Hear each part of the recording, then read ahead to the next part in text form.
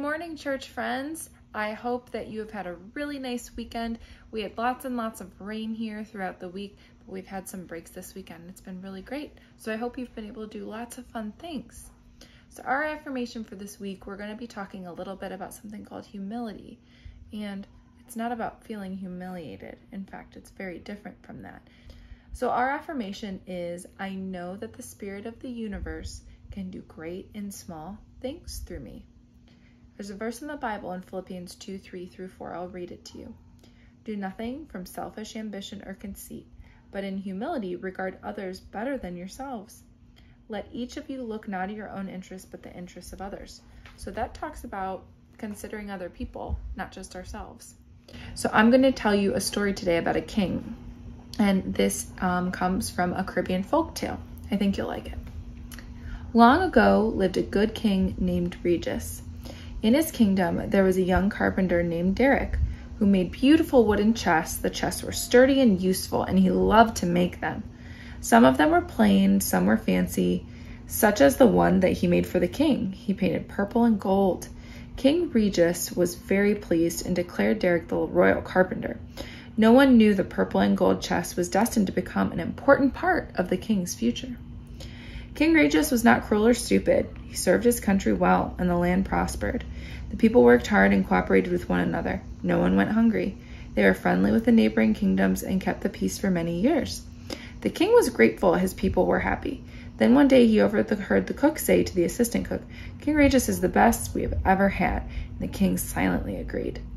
The next day, the king overheard the gardener say to the assistant gardener, King Regis is amazing, he would do anything. And the king silently and strongly agreed. These thoughts that he was the best and could do anything filled the king's mind. He became displeased with anything ordinary, because the best king should only have the best of everything.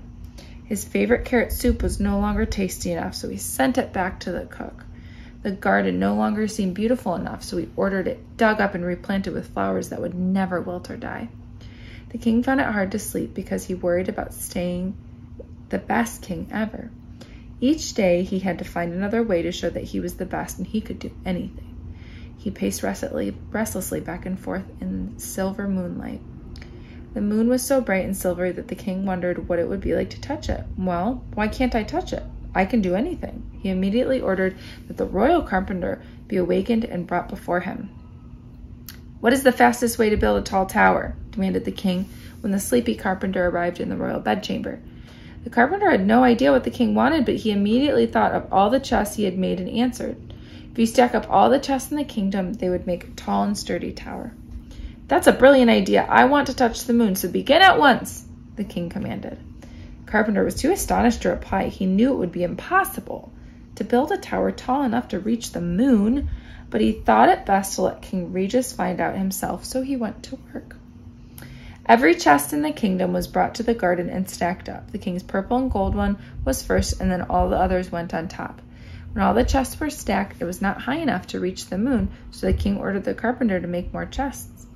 Derek worked day in and out, using every scrap of wood in the kingdom, and all the new chests were added to the tower of chests in the royal garden. At last there were no more chests and no more wood. The king announced he would climb that tower at night and touch the moon.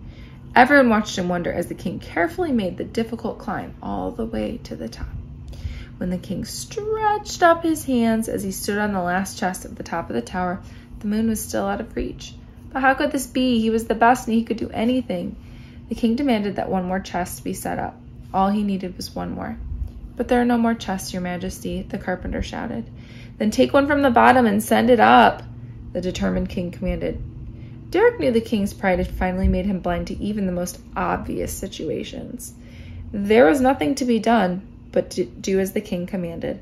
So the royal carpenter pulled on the handle of the purple and gold chest and then ran out of the garden as fast as he could. The onlookers all ran too.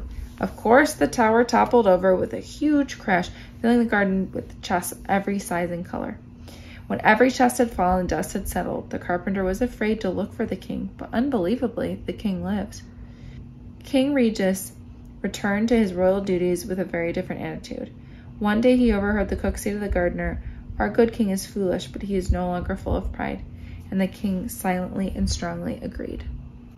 Okay, I have 3 questions for you. Why do you think King Regis wanted to touch the moon? Why would someone want to do that? What would you have done if you were the royal carpenter and the king was saying, come on, come on, come on, fix it, fix it? What would you do?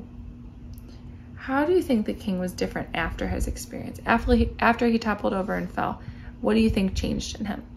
Sometimes when we go through different things, those things can change us, and hopefully for the better. And it sounds like in this situation with the king, he changed for the better. So I want you to talk about that in your families and with your grown-ups, those 3 things. And I want you to think about the idea of humility this week and maybe how the difficult things we go through, how those things can change us. Okay, friends, I hope you have a wonderful rest of your Sunday, and we'll see you next week. Bye.